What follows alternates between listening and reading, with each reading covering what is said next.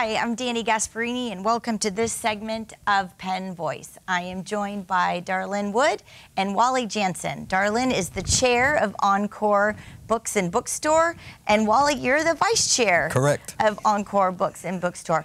I don't want to give out the best kept secret in the whole wide world, but where is the bookstore located? Okay, it's the best kept secret underground bookstore in Redwood City, and is underneath the old courthouse. If you face the courthouse and the steps of the courthouse on the left, there's a ramp that goes down. Right. And when you go down the ramp, you end up underneath the building, and that's where we are. 5 rooms of us. And Darlynne, how long have you been at that location? 20 years. We're celebrating this February. It'll be 20 years we've been there. And we still have lots of people come in and say, how long have you been here?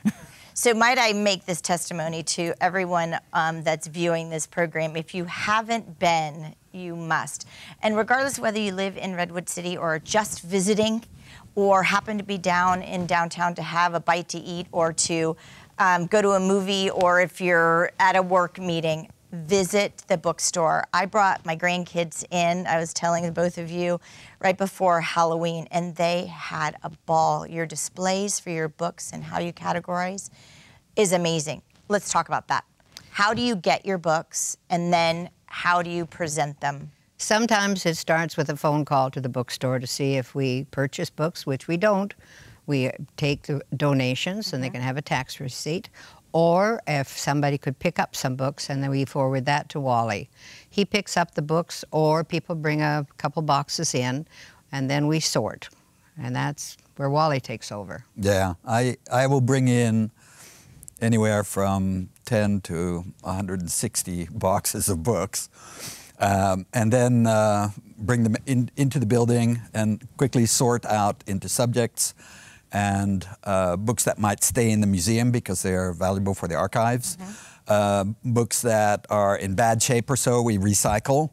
And then actually, while looking through boxes of books from people, often you'll find things that people didn't mean to give us, the photo albums or wedding memories and that sort of thing. And we do call them back if we find things like that. Also, if they're really rare and special books, we appreciate the gift, but we figure, well, maybe they didn't really mean to do that. And so we call them and tell them that we'd be glad to accept them if they want to give them to us, but otherwise we'll return them.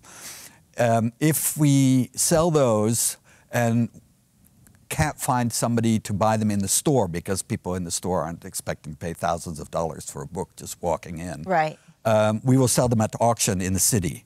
There's an auction house there that we have an agreement with, and they sell books for us. And then the increased value of that book that we've perceived, we can send a special receipt for that for the donor. So they come out both ways. They don't worry about losing things that they might have had a better deal with going to a dealer, but we make sure that they come out whole on the whole thing. And Darlynne, I know all of the books you received, you just mentioned, are gifts, they're a donation donations to the bookstore. And then you sell them at a very discounted. Reduced. Yes. For instance, we do have 5 rooms of books altogether, and the pocket books are a flat rate of $1. Trade books are all $1.50. Novels that are hardbound are $2, maybe $4. We have one woman that takes care of the books that are on the bestseller list and that sort of thing. She prices them about $3, sometimes $4.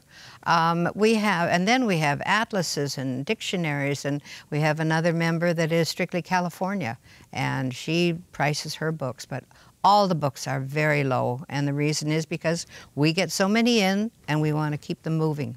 Right. And I think, Wally, you can speak to this. The topics are vast. All over the place.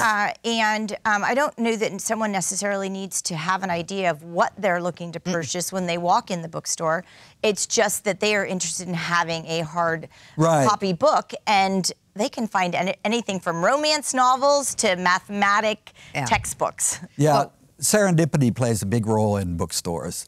And what you can't find online is those books that you would have liked if you had known to look for them. Right. And of course, as you walk around the store, you say, oh yeah, I remember that. I meant to read that 20 years And- ago. and I didn't so- even know it's And now around it's anymore. $2, so now I'm going to take it. We even have a section that's called the weird shelf. When we can't figure out where to put it there. Somebody's going to go through it. Yeah. And they sell. Yeah, they because do. there are. That's actually a spot people really like to go to. And the proceeds that you do receive from the sale of the books, that helps to, again... It's to the museum, and what all of our money goes upstairs. And we're all volunteers. And the money goes into the school programs. We have a lot of schools come by bus, and they get their tour and so on, and all of that costs money.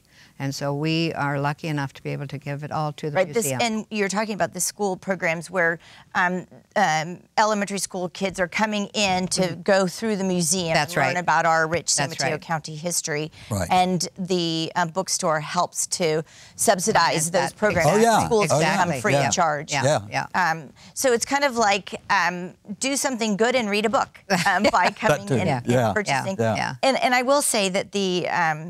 and maybe I shouldn't say this in public, but I know when I went to purchase my books, I think a few more got thrown in because she saw that I had an interest in a particular subject. So I think she said, oh, you might want to take this. And I think she also encouraged me to throw those into the... I think the biggest thing that we have with the lack of attention to the store is people assume that it is museum books for sale. And we've got a new poster banner that will be hanging next month, and it does say Encore Used Bookstore. Right. Used books, and hopefully that will catch more people realizing we have all kinds of books, and they're not the museum books. Yeah. Right. Yeah.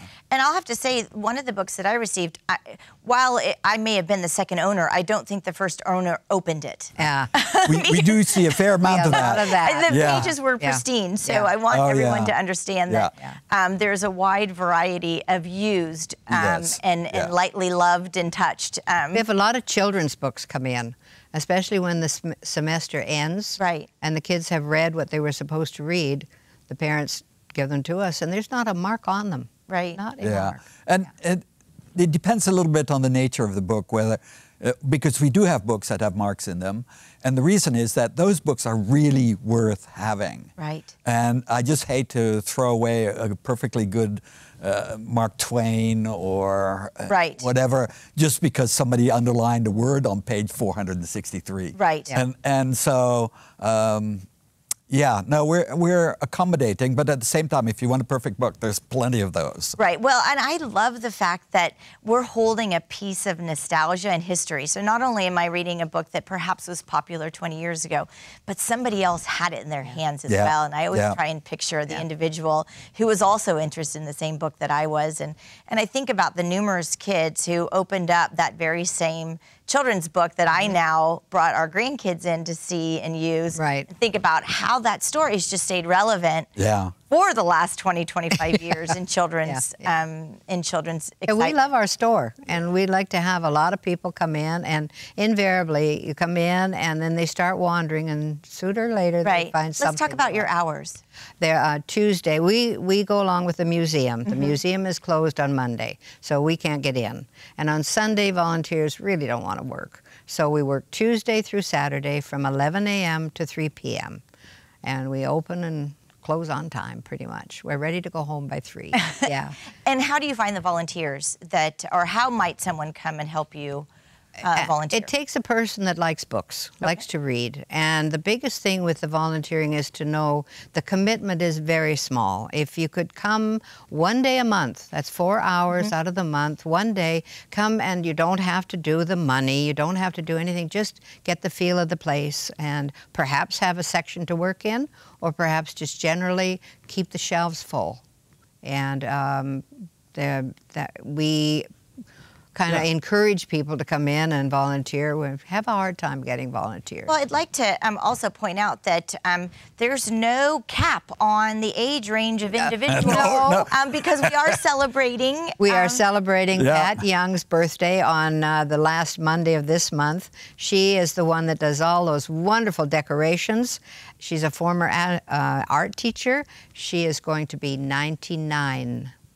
So I don't want anyone to discount the fact that they might not want me because I might not. No, absolutely not. As we have people in walkers and we have people with a cane, and you can just come and be there, guide people. Frankly, my kids worked there when they were 9 or so. Yeah. And now that was an exception because I was there to supervise. Right. But you know, we do actually have kids that come from schools.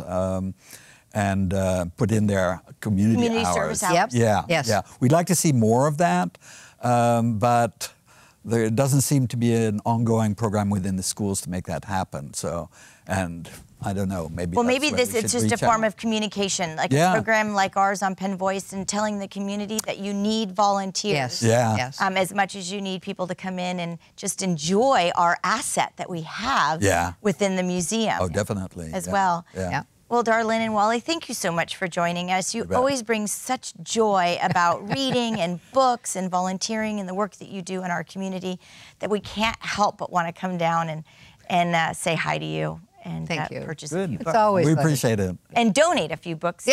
Yes. You bet. So thanks again for all that you do, and we'll see all of you next time on Penn Voice.